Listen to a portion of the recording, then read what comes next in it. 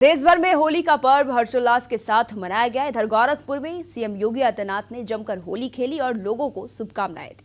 उन्होंने कहा कि विरासत का संरक्षण कैसे होना चाहिए, यह असाहस आज भारत कर रहा है।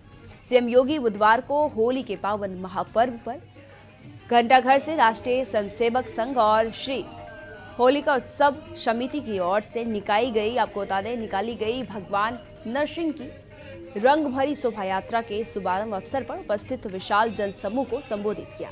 गोरखपुर में योगी आदित्यनाथ ने जमकर होली खेली। इस दौरान योगी काला चश्मा पहने और आपको बता दें कि हाथों में गुलाल उड़ाते हुए प्रसन्न और खुशी दिखाई दे रहे थे।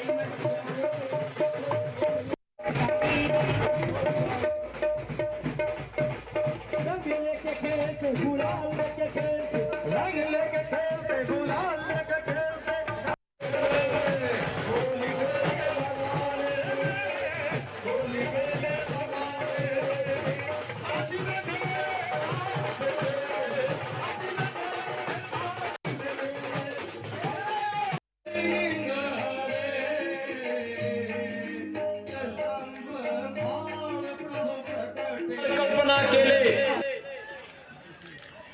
इस संकल्प के साथ अपने आप को संबद्ध कर रहे हैं। पूरे भारतवासियों को गौरव की अनुभूति होती है इस प्रकार के यशस्वी संगठन पर, और उस संगठन के शताब्दी महोत्सव में हम समता के, समरसता के इस महान पर्व होली के साथ जुड़ रहे हैं। बहनों और भाइयों, होली का यह पर्व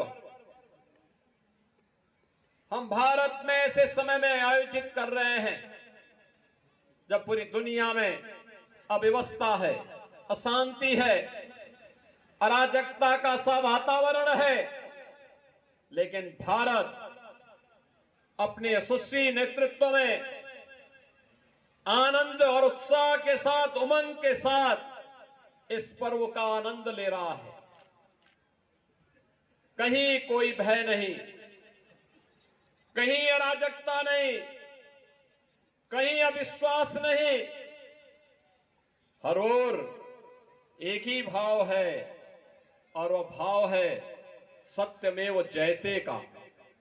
हर ओर एक ही आवाज गूंज रही है, यतो धर्मस्ततो जय। जहां धर्म होगा वहीं जय होगी, वहीं विजय होगी।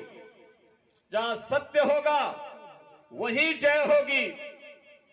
और ये भाव हमारा सनातन वाक्य है, इसकी गूंज सर्वत्र हमें सुनाई दे रही है।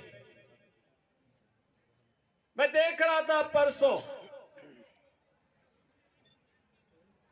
होलिका दहन के कार्यक्रम प्रारंभ होने के पहले जगह जगह होलिका दहन के भक्त प्रहलाद की शोभा यात्राएं निकल रही थी। हजारों लोग भागीदार बन रहे थे। क्या उत्साह था, क्या उमंग था। हर व्यक्ति के मन में एक ही भाव